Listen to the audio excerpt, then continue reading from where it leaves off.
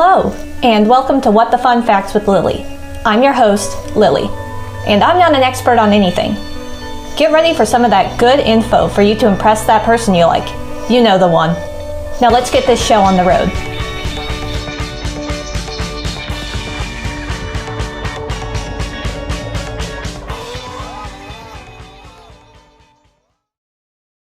Since I'm 21 years old now, I decided to talk about the thing I'm finally legally allowed to do: drink alcohol. I hope all my listeners in Germany find this episode especially entertaining. Most of you know that the process of fermentation is what changes things like potatoes and grapes into alcohol. Microorganisms get such a bad rep. Yes, some are terrible, but most of them don't do anything. And some create wonderful things like oxygen, alcohol, and cheese. I love cheese. Fermentation is how certain cells make energy in specific circumstances. It sounds complicated, but I promise it's not that bad. So a little single-celled fungus, aka a yeast cell, eats glucose to make energy. When there is no oxygen in an environment, they go into anaerobic respiration, aka fermentation in this specific circumstance. A byproduct of this specific energy creation is ethanol, which is just the more scientific term for alcohol. Thanks to the yeast doing all the heavy lifting, the process of making alcohol is actually quite simple.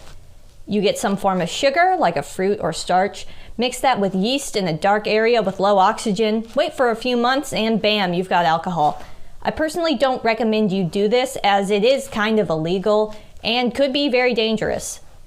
Drink and make drink responsibly, kids. Humans are not the only animals known to partake in fermented foods. Monkeys, when given access to alcohol, will drink it enough to get very drunk. Scientists have studied it. I have no idea why, but I'm glad that they did. Elephants also seem to like a good cocktail, but they are too big to actually get intoxicated. A moose in Sweden made news by getting so drunk off fermented apples that he got stuck in a tree with 3 of his legs hanging in the air. However, when it comes down to the animal world and handling liquor, one animal reigns supreme. The Malaysian pin-tailed tree shrew is about the size of a mouse, but its diet consists mostly of naturally fermented nectar. This nectar has an alcohol content of about 3.8%, which is crazy high for something found in nature. Since alcohol has a ton of calories, it's the main source of food for these little creatures.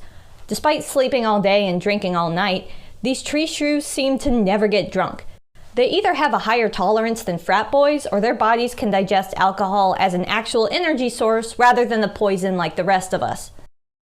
Hey, sorry to interrupt, but if you like this show and want to help out more than just sharing it, you can give me money. Just head to my podcast website, wtfwithlily.buzzsprout.com, and click on the Support the Show button at the top of the page. Any amount helps, and the money will go towards paying my hosting site, and any leftovers will go towards my edumacation or coffee. Thank you. I'm the type of person that can't help but tell people about cool women in history.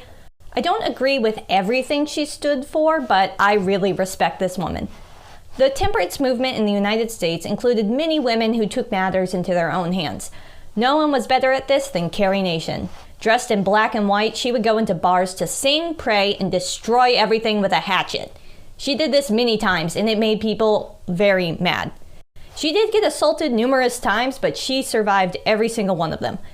She was even jailed, but that didn't seem to stop her. She continued to destroy bars and make money to pay her fines by giving talks and selling commemorative hatchets. While she does seem to be a bit of a prude, she advocated for women's suffrage, so I think that earns her some points. I don't want you all to worry about me, though. I plan to drink very responsibly. It's not like I'll be drowning in beer or anything. However, if you lived in London in 1814, you might have. One day, a vat of beer broke at a place called the Horseshoe Brewery, causing over 100,000 gallons of beer to flow upon the area. 8 people ended up dying, so it was not as fun as it sounds. Despite there being gallons of free beer in the streets, there were no reports of people drinking any, which is kind of understandable. I definitely don't want to drink beer that people swam in. So I hope you learned a lot about alcohol. I sure have researching this, but please do drink responsibly. This is all in good fun. Thanks for listening. I hope you enjoyed it. Follow, rate, or whatever you do the podcast you like. Or not. I'm not your mommy. But it'd be really nice of you if you did. And you'll get a double thumbs up from me. As always, have a great day.